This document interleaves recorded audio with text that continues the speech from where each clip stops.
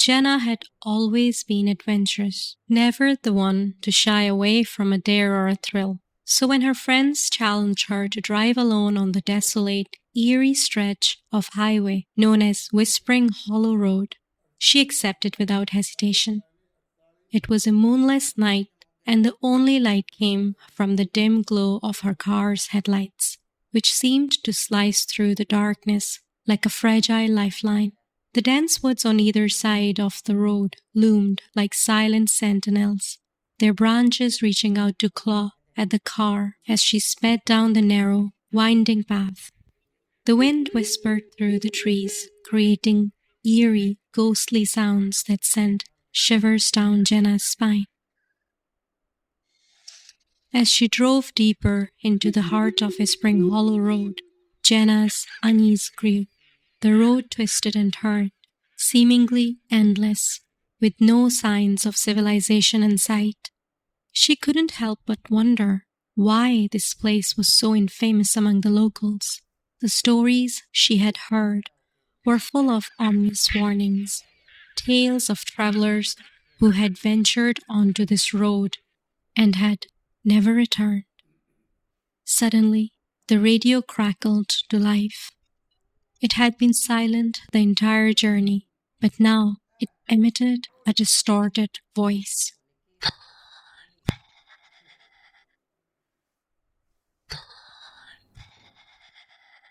Jenna's heart pounded in her chest as she tried to make sense of the eerie message. The voice hissed, almost inaudible, but distinct enough to send a chill down her spine. Her grip on the steering wheel tightened, and she pressed her foot harder on the accelerator. She was determined to prove that she wasn't afraid of a few ghost stories. The road seemed to stretch on forever, and Jenna's nerves were on edge. Shadows danced at the edge of her vision, and strange shapes darted across the road in front of her. She couldn't tell if they were real or figments of her imagination. As Jenna rounded a particularly sharp curve, her headlights illuminated something that made her blood run cold. A pale, ghostly figure standing in the middle of the road. It was a young girl, her long, wet hair clinging to her face. The girl stared at Jenna with hollow, empty eyes, and Jenna could feel a profound sense of dread washing over her. She had heard stories of a ghostly hitchhiker who haunted this road, a tragic spirit seeking a ride to her final destination. Summoning every ounce of courage, Jenna spoke.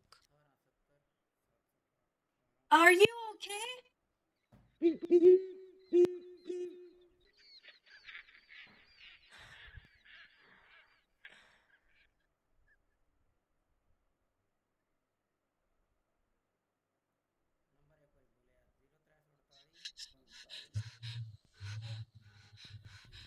Jenna quickly realized that coming here was a huge mistake. She wanted to get out of here as fast as possible. Suddenly, the radio started crackling again.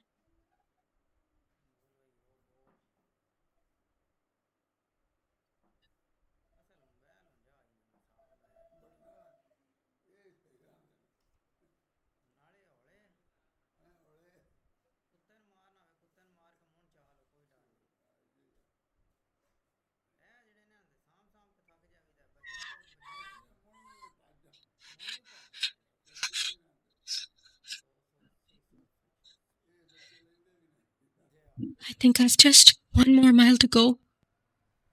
Then it'll be all over. I'll never have to come back here again.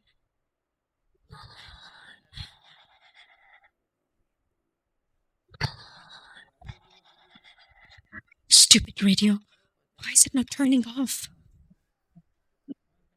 Like many others who took a wrong turn and got lost on Whispering Hollow Road, Jenna, sadly, never returned back, and no one will ever know what happened to her.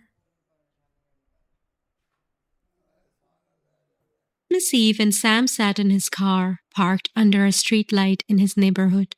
He held his phone in his hand, Ryan's voice coming through loud and clear as he spoke. Come on, Sam. It's just a road. $500 for an hour of driving. You'd be dumb to pass this up. It's not just a road, Ryan. Everyone knows Westburn Hollow is weird. People have seen stuff there. Ghost stories for kids. You're not scared, are you? Sam clenched his jaw. The truth was, he was scared, but he needed the money. His rent was overdue, and Christmas didn't bring much cheer when you couldn't afford a decent meal. Fine. I'll do it. You better have the 500 ready when I'm back. Deal. Don't chicken out halfway, Sam. Ryan said before hanging up. Sam tossed his phone onto the passenger seat and started the car. The heater struggled to warm the freezing air as he turned onto Whispering Hollow Road. The streetlights ended abruptly, leaving only his car's weak headlights to cut through the darkness. The road was lined up with tall, skeletal trees. The branches above formed a canopy, blocking out the stars and moon. Snowflakes drifted lazily down, covering the road in a thin, slippery layer. A few miles into the drive, Sam started to relax. The road, despite its reputation, seemed normal. Just a long, empty road bordered by trees. The occasional gust of wind rattled the bare branches above, but nothing about the place felt particularly eerie. This isn't too bad, he muttered to himself, keeping his eyes on the narrow road ahead. Sure, it was dark and quiet, but it was just a road. As the minutes ticked by, though the drive began to feel monotonous, the trees all looked the same, and the road seemed to stretch endlessly into the night. The only sound was the hum of his car engine and the occasional crunch of snow under the tires. That's when he saw a young girl standing on the side of the road. She wore a pale dress, far too thin for the freezing cold, and her shoulders shook as though she was crying.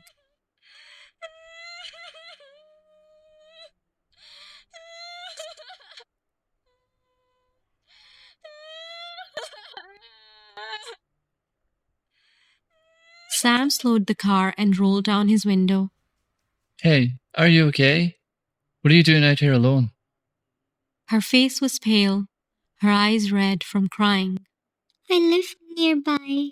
I hurt my leg and I can't walk home. Sam hesitated, glancing at the empty road ahead. All right. Get in. I'll give you a ride. She climbed into the car. Sam turned the heater up and started driving again. What's your name? He asked, trying to make a conversation. Victoria Thompson. How old are you, Victoria? I'm 10. She said, staring straight ahead. Sam glanced at her as they drove through the dark, silent road. Something about the situation gnawed at him. How did you hurt your leg, Victoria? And why are you out here all alone at this time? He asked, trying to keep his voice calm. Victoria didn't reply.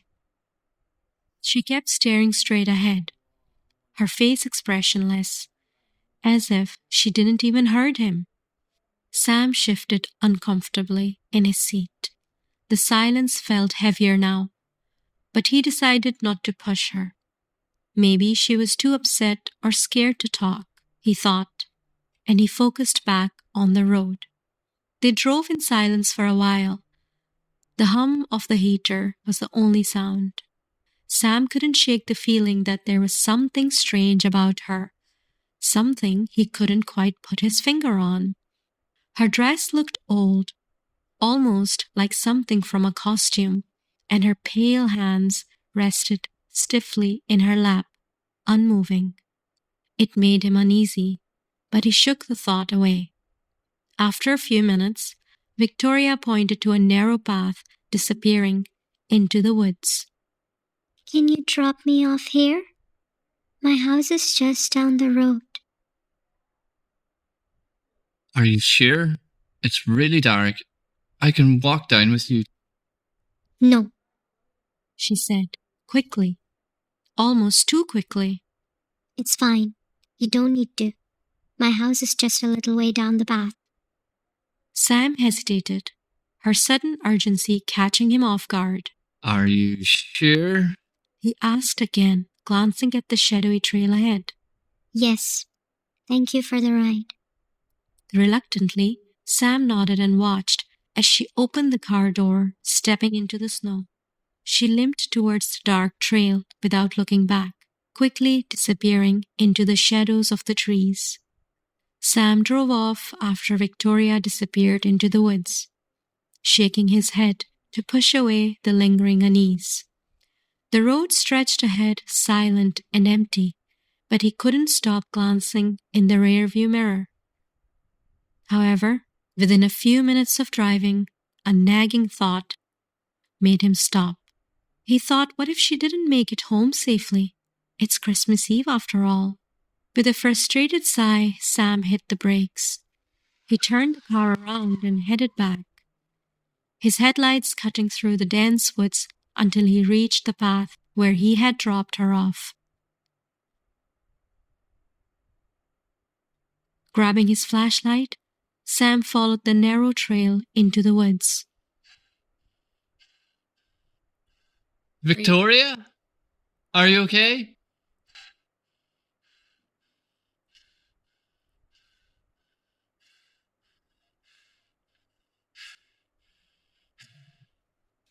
Victoria?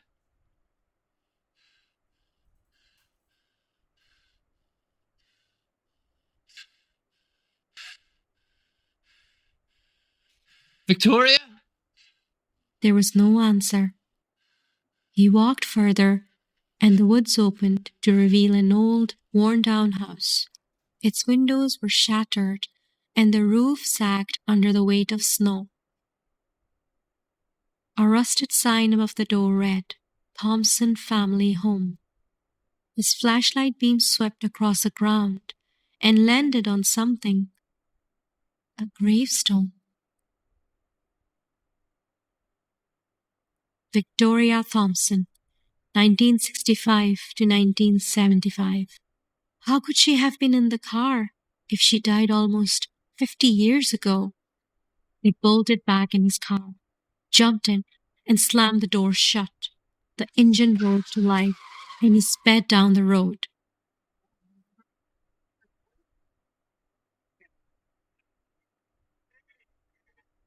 Tonight, we remember the tragedy of Christmas Eve 1975. The Thompson family was found dead in their home. Their adopted daughter, Victoria Thompson, is believed to have brutally murdered them on Christmas Eve before vanishing mysteriously. Weeks later, her body was discovered in the garden, her legs badly mutilated. She was buried near the family home. The mystery of Victoria Thompson remains unsolved. Some say her spirit still roams Whispering Hollow Road, looking for her next victim. Stupid radio. Why is it not turning off?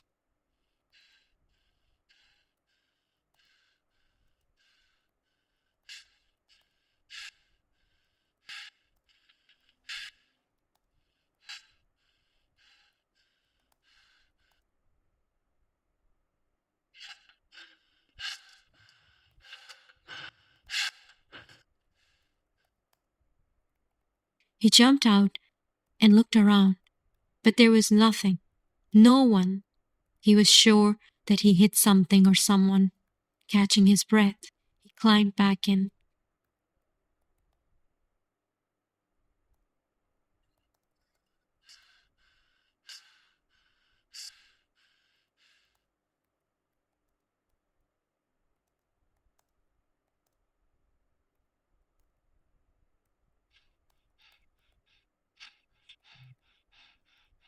What's happening to me?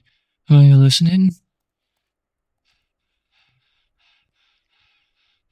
I've been driving her for over an hour. This journey should be nearly done. Do you want to know how I hurt my leg?